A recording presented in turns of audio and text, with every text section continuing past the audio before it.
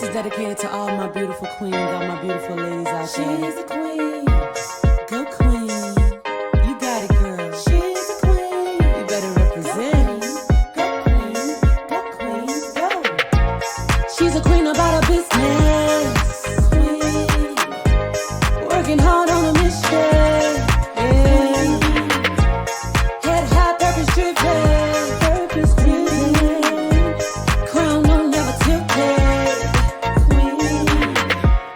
Go queen. Go queen. Go queen. Go. Represent. You're a queen. You're a queen. Oh. So thank you guys for joining another episode of the Q Chat podcast. Today I have a man that wears many hats. I don't even know where to start. But his name is Mr. Preston Dent. He's an author, a film director, a music artist, a music mogul, an actor, and hair care entrepreneur. And I think I probably missed some more things. So let me go ahead and give him the floor and let him introduce himself. So how you doing? I'm doing fine, I'm just happy to be here today, happy to be on this interview, just a man of Black excellence. I'm here to uplift people, uplift my community, and make a better living for myself and raise my kids the right way so that way they can live better than me, so that way they can grow up better than the way I grew up. Right. I don't even know where to start. Like I said, you do a lot of stuff. So I guess I could start with asking what drives you to do all these different things. I'm obviously going to go down the list, but obviously you are the definition of an entrepreneur. I definitely believe in different streams. People that know me outside of this show, I have several different businesses. So that's how we all got to eat. So did you automatically start being an independent entrepreneur? Did you automatically start in music? Like, where did you get your start from? Well, besides, my way of living in a community or whatever, I started as a rapper, so then rapping led to writing books, then writing books led to writing movies. And, and where I'm from, it's not really a network here. So it's like, we got to work extra harder to be creative, and we got to work extra harder to make things happen. So that's what made me get into shooting my own films and writing my own films and casting my own movies. And after that, I said, well, hey, I got to step it up another notch, and so when I do get my chance, because you seldomly get a chance. So when I do get my chance, I want to woo somebody. And that's what got me into the hair care. I'm like, wow, everybody said people making a lot of money off of hair product. I'm like, well, music, it brings something, but it ain't bringing hair care product money. So I said, well, let me try that. I knew somebody that could mix it up, and, I figured out some ingredients, some nice natural ingredients, and the person mixed it up for me, and it actually turned out to be real good. And that's how I got into hair product. That you opened up for several acts such as The Lots, Young Guns, Tierra Marie, Fabulous, Trey Songz, Young Jeezy, Yo Gotti, Nicki Minaj. Like, how long have you been rapping? I've been rapping since 2001. Like, I've been in the music game since 2001. So, I got artists, pretty much like where I'm from, we got the longest running label. We like the elders of the hip hop scene here. And, we did a lot of things here. We set the blueprint and set the tone for a lot of the younger musicians and a lot of the younger artists to follow. And did you always have a desire to be a rapper, like when you were a kid? Nah. See, as a kid, I was like a writer. I used to write little girls' love poems, and I used to almost make them cry with little love poems. I always knew I was a writer. So when I was in the streets or whatever, I was like, man, I got to change. I can't continue living like this. And what's the next thing to being a street dude? And that was rapping, to where I could still have my street aura, and that was to be a rapper. So rappers is just like street guys. So that's what kind of made me inspired to be a rapper. I wasn't born a rapper. I had to learn how to rap, but I was born a writer. Mm-hmm. Yeah. Okay. So in addition to being in music, you also are an author, a film director, actor. So when did you transition from music to film? To film, well, I transitioned from music to books first. Okay. Okay. So how I transitioned from music to books. Well, I was supposed to perform in front of a high school, in front of some kids, but I ain't had no positive songs or no positive messages to really perform. So in order for me to perform in front of this high school, I had to come up with a positive message. So when I came up with a story, a message, I said, wow, this message is strong. I said, you know what, this would be a crazy book. I said, what if I wrote this in? Because matter of fact, because the story was longer, I said, well, I got to write this story in the 16 bars for a song. I said, so once it was longer, I said, wow, this would be a great book. And so that's what made me write the rap into a book. Okay. That's how I got into writing books. And how many books have you written so far? I know you have a new book that we're going to talk about, but how many books have you written so far? Total, I got 5. That's completed. Okay. Okay. So let's talk about the first one. I know like you have a book that is named after people, like some of the books, like, so what was the background with some of those books?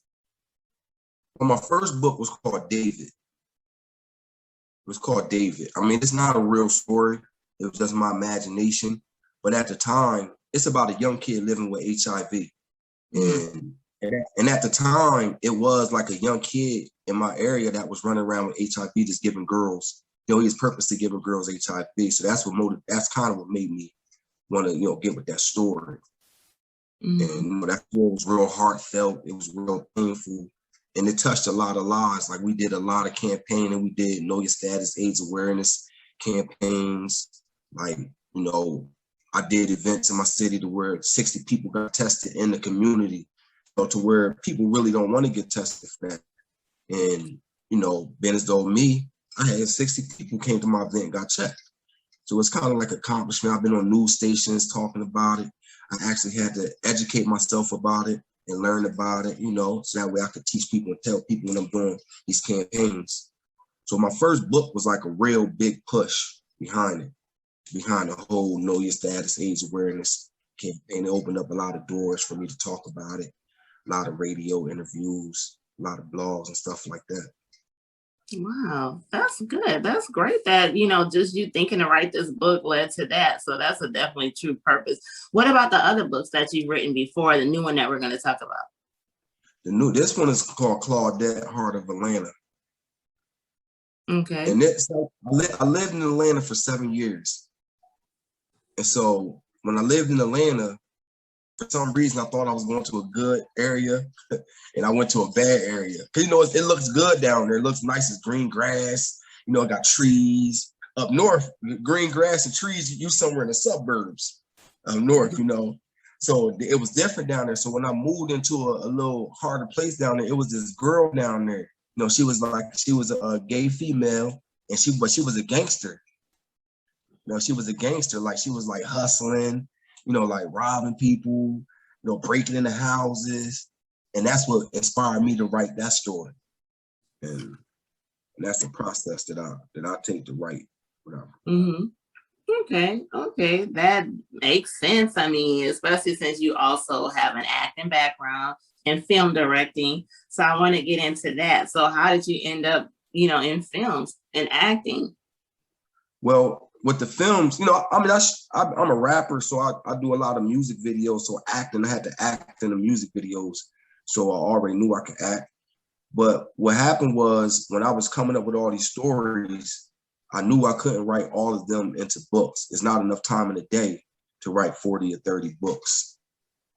So once I discovered that I could write a movie and I could turn my story into a short film, write a synopsis of it, then that's when I started writing the movies. And it cost so much for people to want to shoot it. So I said, man, I got to learn how to do this myself. I said, if I could direct, if I can cast, if I could do all that type of stuff, that's less money I got to pay people. I'm a hustler, so I'm always thinking how to have the advantage of, with my financial freedom or whatever. So I said, man, I got to learn how to do this myself. And that's when I started learning how to do it. I shot my first film, I casted it, I directed it, I wrote screenplay, and I starred in it. Now, which one was that? Because I did see your movie roster. So which one was that? Yeah, that was Twisted Morals. Okay. I got Twisted Morals, and I got Alcoholic Bruce. Well, Twisted Morals, actually somebody directed that, the Twisted Morals, but I wrote it and all that type of stuff and did the casting and I produced it. But I didn't actually direct that one. But I watched the director direct that. And then for this one, I said, okay, I could do that. I said, I could do that. So then the next movie, I directed that, you know, casted it and did all that stuff. Okay. So tell us about Twisted Morals.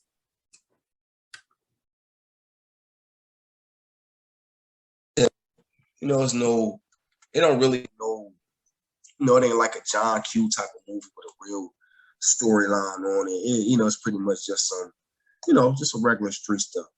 Now, Alcoholic Bruce, that's more, it's a comedy. So what it's about this alcoholic guy. The guy's an alcoholic, but he's a comedian. So he got 3 baby mamas. They all live next door to each other in the same neighborhood. And he's just a wild bull. And, you know, it's just funny. It's just a funny thing. You know, if you want to laugh, you want to, you know, some jokes and all that, see some jokes and, you know, see a bunch of crazy guys running around. That's the movie for you. Okay. And what made you write Alcoholic Bruce? Well, what made me see, because it's hard to get actors. Everybody in my area is want to be a rapper. Like everybody's a rapper. Every mom, dad, sister, uncle, brother, little cousin, everybody's a rapper. So nobody is not enough actors. So when you find an actor, you got to pretty much base it around him. So this guy, his name's Jamil Peterson, very funny guy. He was an alcoholic. He was going through all types of alcoholic type stuff, you know. So I just based that around him because I had him. I knew that he was hungry. I knew that he was dedicated. I knew that he was motivated. On top of that, he was very talented. So that's why I just put all the, you know, the eggs in the basket behind him, and it turned out pretty good, especially from the second film. Okay. So what's the other movies? How many have you done total? 2. I got 2 films that, you know, that I produced, but I acted in a few other movies. Now I shoot what you call like I call them movios. If I like my music video, I put a movie to my music video. Okay. I get 5 of them. Yeah, because it's a lot easier for me to shoot a movie to my music videos than as far as putting together a whole casting team, putting together a whole director, you know, then financing the budget for all of that. You know, because I pay for everything myself. Like I don't get no help. I don't ask for no help either. You know, I just get it straight out the mud. So, yeah, so but I got like 5 of them though. Wow, that's a lot. So obviously you've done the books, you've done music, and you've done film. So in addition to all of your businesses, you also are a music manager and the hair care entrepreneur. So let's talk a little bit about your artist. Like, what made you decide to become a manager as opposed to, was it because of some things you learned as being an artist, trying to help people maybe prevent some pitfalls? Yeah, well, you know, I always had some young artists around me. You know, from the beginning, I always had younger artists around me. But to now, I finally got artists that signed under my label. You know, I got female artists. I got 2 female artists that signed under my label, and you know, the one is doing good. She's a little bit more developed, and you know, she does hair herself, and you know, we working her. Her name's Casberry, and you know, so we're trying to get her to the next step, and hopefully she can take off. I mean, because me personally, I don't want to be the guy jumping around on the stage too much. I want to be the guy behind the scenes. You know, a lot come with stardom, a lot come with fame, a lot come with it. You know, so you can have a whole bunch of stardom and no money. Oh yeah. You know, I don't want to be that guy. Like I want to be the guy with a bunch of money and no stardom. Right. I started out wanting the fame, the attention. You know, I wanted that. Like it was like an adrenaline rush. But as I'm getting older, it's like, man, I just want the money for real. Right. You know, I want the money and I want to help other people be successful. I want to help the younger generation achieve what they want to achieve. You know, I just want to I just want to be a part of something great and help it become great. You know, if I could put my expertise, put my knowledge for all the money that I put in that I learned off of, from all the losses that I learned off of. And, you know, I want to put that into someone young so that way they don't have to make the same mistakes I made. Mm-hmm. Right, You know, right. yeah, I want to be their guide. Like they shouldn't have to lose all the money to learn what I had to learn. Right, right. Well, that's smart. What are some of the most biggest common, I would say, pitfalls maybe that happens to new artists? Because I mean, I've heard a lot of negative things about the music industry. Yeah. The music industry, it's a devilish game. The music industry is a devilish game, and you got to have thick skin. Mm-hmm. You know, you got to be prepared to know what comes with it. Because if you ain't prepared to deal with what comes with it, then this game ain't for you. Because it's the devilish game. Yeah. I mean, you know, you got rich, intelligent thieves. You know, you got, you know, it's a pot full of everything in this music game. Right. You know, so you got to be prepared and know what comes with it. Mm-hmm. What are some of the common mistakes, like specifically that you found that, you know, new people that's joining the industry maybe definitely have no clue about, they don't know how to handle? What would you say is one of the biggest things that happens, mistakes that may happen for new artists? Well, I would say the biggest mistake that happens for new artists is that, you know, it's 10% music and then the rest business. Right. So most rappers, they come with a talent and they don't want to learn the business of it. So I say the first mistake that an artist make is not learning the business. Is not getting their business together. You know, not getting all, you know, getting your LLCs, getting your copyrights, getting all that type of stuff together before, you know, you want to get out there. Mm-hmm. And that's a common mistake that a lot of people make. Right.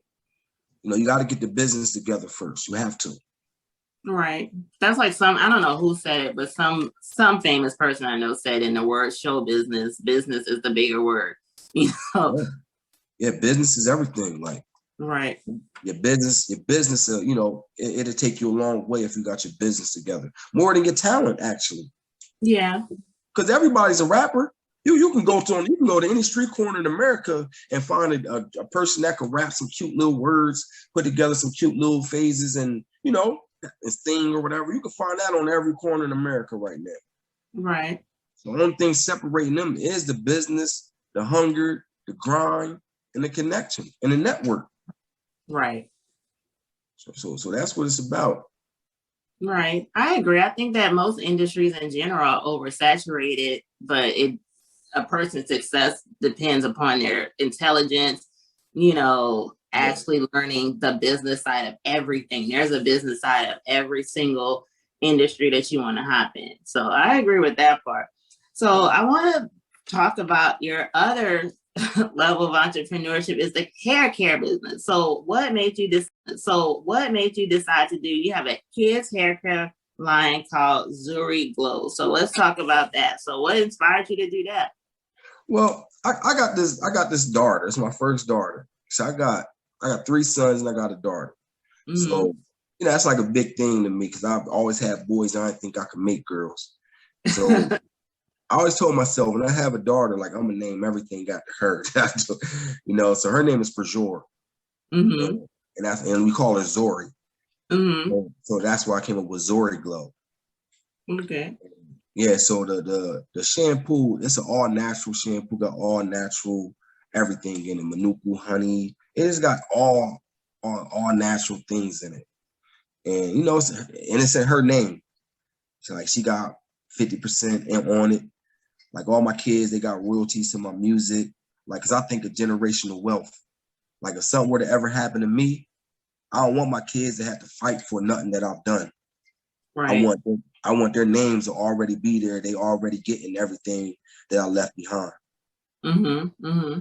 So like all my old records, all my CDs that I got, my kids' names is on them. And I've been working on that, trying to prepare, you know, for, you know, because you never know what happens tomorrow.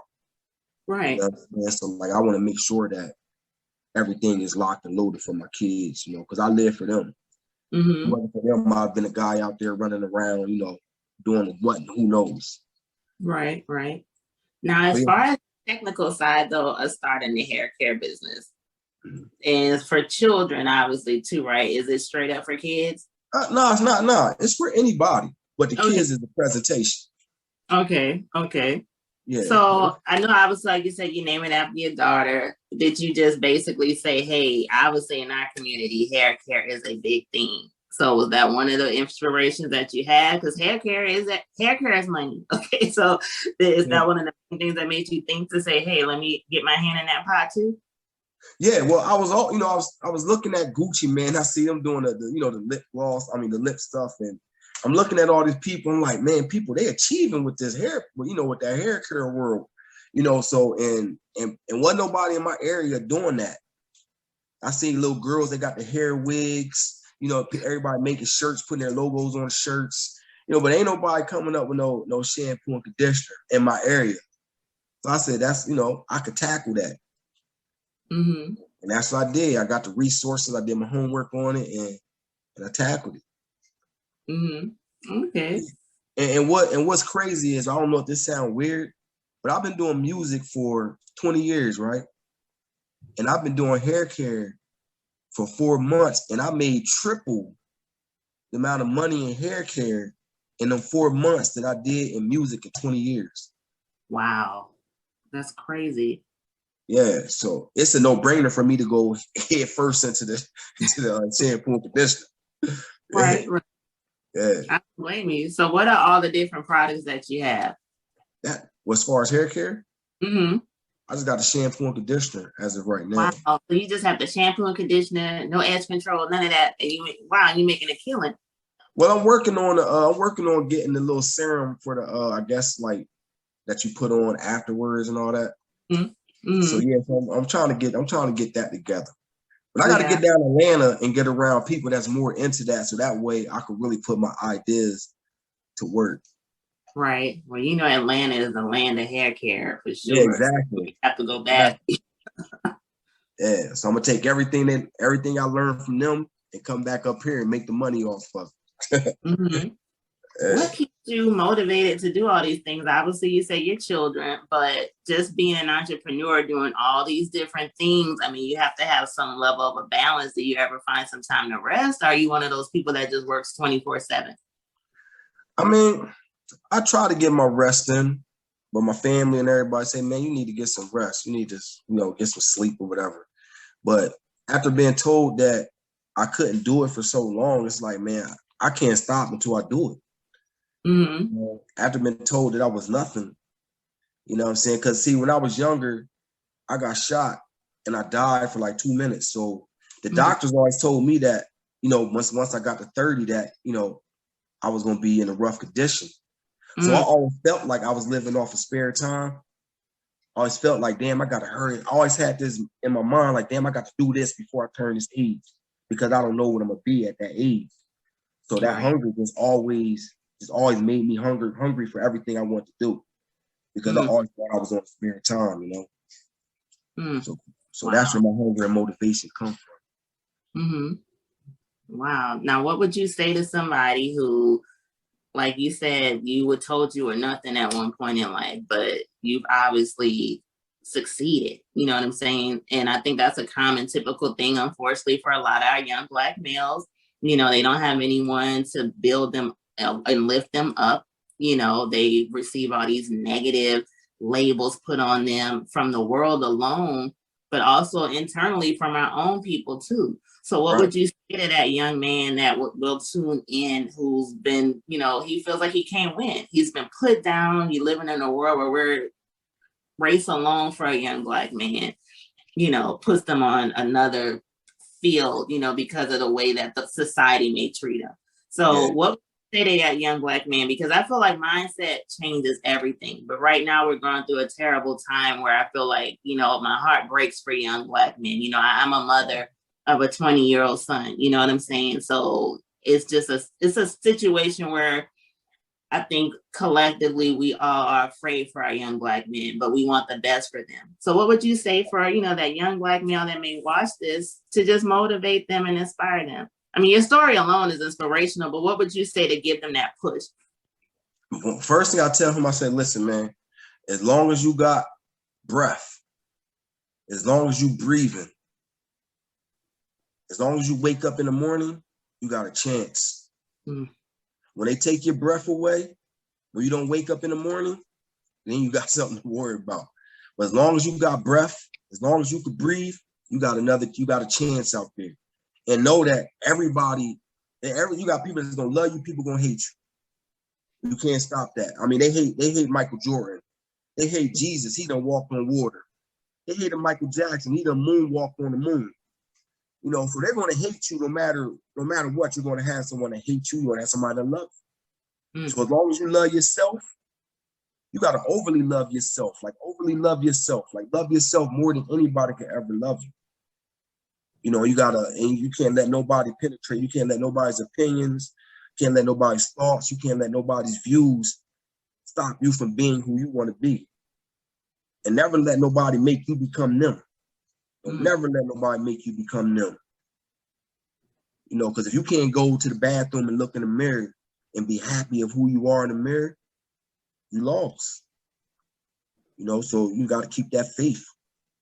So, you know, that's what I tell my sons, man, like, listen, never let nobody break you. You know what I'm saying? You know, look a man in the eye when you talk to him. You know what I'm saying? Respect those that respect you.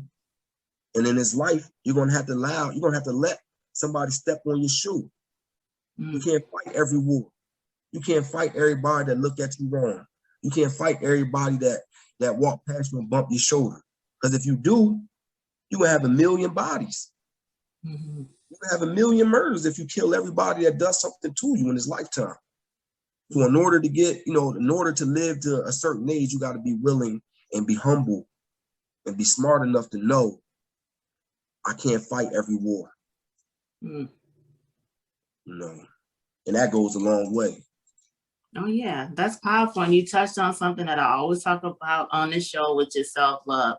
So one of the last questions I want to ask you is to just direct it towards you personally. I know you said with your upbringing, you know, wasn't that great. You were told you were nothing. How did you get, and I feel like self-love, I say it on every episode, self-love is the key to overcome everything. You know, this is your mindset, but you have to love yourself and to know, hey, I'm worthy of being an actor, a film director, a music artist, an entrepreneur. You know what I'm saying? So where did you get to that stage where you looked at yourself and said, okay, Preston is worthy. Preston is going to beat these odds. You know, I know you said what the sentence the doctor gave you, but how did you incorporate that self-love? You know what I'm saying? Like, when did you learn to really love yourself in order to become what you become? Well, I really learned to love myself when I went to prison. Mm-hmm. See, because when I was younger, I kind of, you know, I survived a wound to the lungs and to the chest. So I survived that. So I kind of felt like I was invincible in a sort. But then once I went to prison, I lost everything. My girlfriend left me. You know, my friends didn't write me. You know, I was a lonely place. So then I had the time to discover, like, I'm a regular, I'm normal. Like I'm not better than him. I'm not better than her. I'm just better at myself. You know, so that's where I discovered to where, I got to go out here and be something. I got to go out here and be somebody, because this person I'm in the cell with, he ain't never coming home. He don't got a second chance. He don't even want me in the cell with him because my time is so short. I only did 1.5 years in jail, and I'm in the cell with a dude that got 60 years. He don't even want me in the cell. So, I'm like, wow. So that opened my eyes up, like, man, I'm not trying to be him. This jail thing ain't for me. And I haven't been back since. Mm-hmm. How old you went to jail? I was 21. Oh, wow. Yeah, I was 21. So I haven't been back since. That's a true second chance, because, I mean, how many young Black men have gone to jail at 21, but they have gone back, So that's a true testimony. Yeah. Like all my friends are in jail. They're either dead or in jail. Mm-hmm. Like, I try to move a different way. I try, because if you don't get out the way, they're going to get you out the way. Yeah. So you have to stay out the way in today's society. Everybody's angry right now. Everybody has a hot head. Everybody's on the edge. Yeah. So, you know, you just got to move a certain way.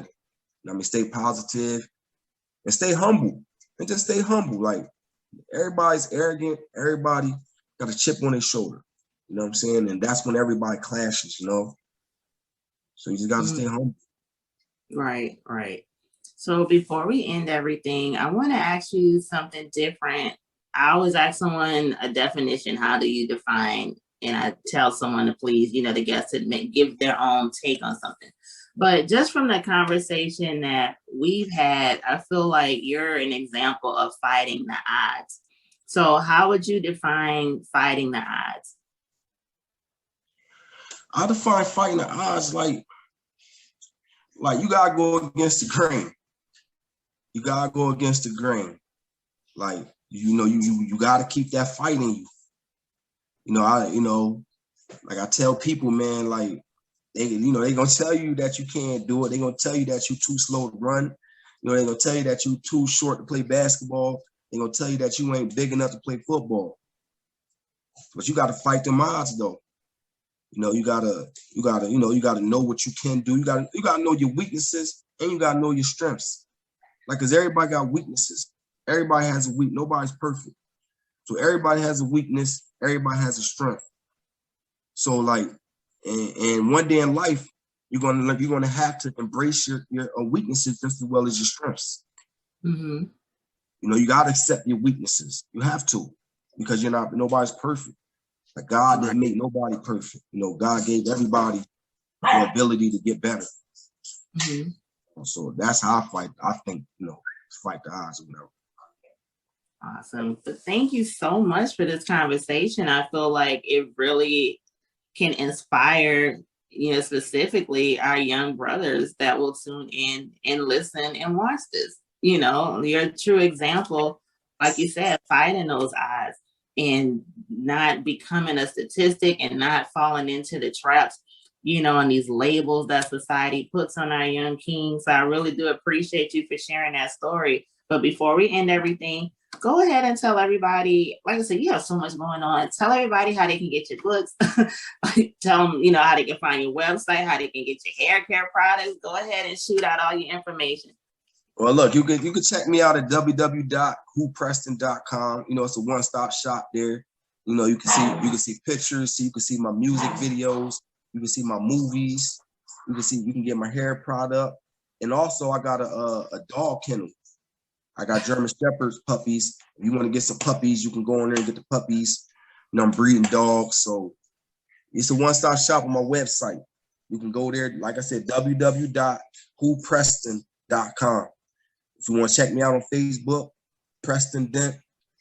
You know, I'm telling you my real name. I don't got nothing to hide with my name. I tell people my real name because, you know, it's a real man behind the name. You want to go to Instagram, it's Preston the Hustler, because I stand for the hustler guys, you know.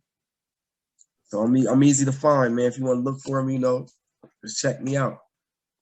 See how you slid in the other business with the dogs? I told you it's probably something else that you was doing. I know, I forgot about that. Look, I don't knock it. I'm not mad at you. I love it. Like I said, I love people that do different streams. I'm the same way. Like I said, people that don't know outside of this podcast, I have several other businesses. I love talking to entrepreneurs. That's the way to live. That's true Black excellence.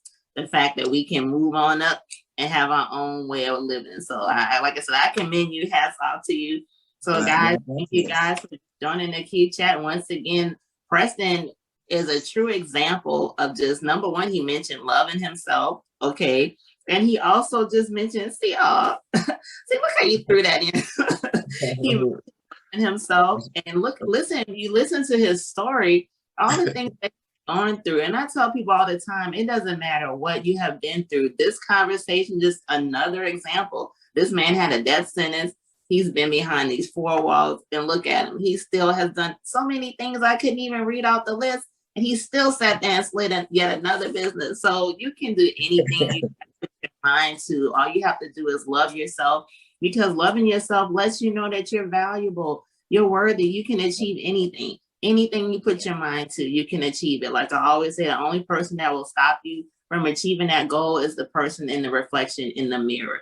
So Guys, make sure you love yourself and go ahead. You can check out this episode. It'll be streaming on YouTube and also on all audio platforms. All you have to do is go to thekeychat.com and you'll be able to access this wonderful interview as well as past others. But guys, make sure, be safe, follow your dreams, and go love yourself. Thank you. Hey, thank you.